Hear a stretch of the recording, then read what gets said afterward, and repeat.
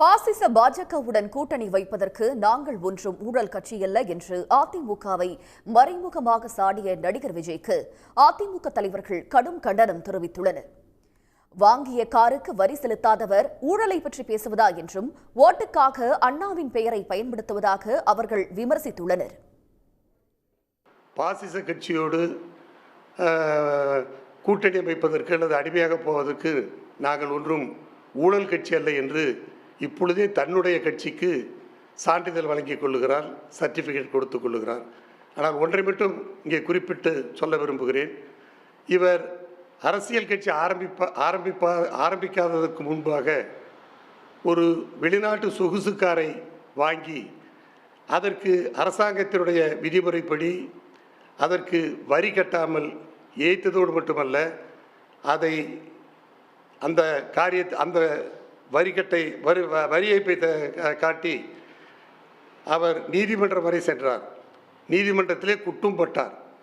ஆக ஒரு பிரஜையாக இருந்து கொண்டு அரசாங்கத்திற்கு செலுத்தக்கூடிய ஒரு வரியை கூட ஏய்ப்பு செய்கிற ஒருவர் ஒரு கட்சி ஆரம்பித்து நான் தான் ஊழலற்ற அரசியல் தலைவர் என்று சொல்லிக் கொள்வதை மக்கள் நிச்சயமாக நம்ப மாட்டார்கள்.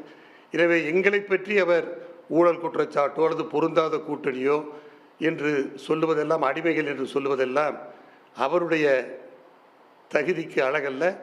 அப்படி எங்களை விமர்சிக்கிற அளவுக்கு அவர் ஒரு பெரிய தலைவராகவும் நாங்கள் கருதவில்லை. ஒரு தேர்தல் யுக்தி, அதாவது வாக்குகள் வாங்கினன்றதுக்காக அவங்க யுக்தி, அந்த அடிப்படையில் வாக்குகள் அந்த பெருநன்ற யுக்திக்காக இந்த மாதிரி அண்ணாவுடைய திருப்பெயரை உபயோகிக்கிறது, அண்ணாவுடைய படத்தை உபயோகிக்கிறது, புரட்சித் தலைவர் எம்ஜிஆருடைய படத்தை உபயோகிக்கிறது, புரட்சித் தலைவர் பற்றி நாங்கள் தான் புரட்சித் தலைவர் மாதிரி என்று சொல்லுவேன். யார் இப்போ புரட்சித் தலைவர் படத்தை போட்டாலும் சரி, நாங்கள் தான் புரட்சித் தலைவர் மாதிரி இருக்கோம், புரட்சித் தலைவர் சொன்னாலும் சரி, மக்கள் ஒருபோது ஏற்றுக்க மாட்டாங்க. அது தேர்தல் யுக்தியாகத்தான் நிச்சயமாக வாக்குகள் பெறுகின்ற ஒரு யுக்தியாகத்தான் நிச்சயமாக கருதுவாங்க.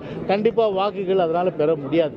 ஒரிஜினல் விதை போட்டு அந்த மரம் விதையில் வளர்ந்தால் தான் அது மரமாக இருக்கும், பலன் தரும்.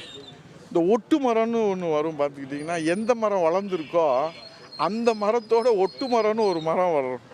அதுக்கு மதிப்பும் கிடையாது, மரியாதையும் கிடையாது, அந்த மரம் பலனும் தராது. அது மாதிரி அண்ணா திராவிட முன்னேற்ற கழகம் என்பது ஒரு புரட்சித் தலைவரால் விதைக்கப்பட்ட ஒரு ஆலமரமாக வளர்ந்திருக்கிறது. அதிலே இன்றைக்கு பாதுகாவலராக புரட்சி தமிழர் எடப்பாடியார் அவர்கள் பாதுகாத்து வளர்த்து வருகிறார்.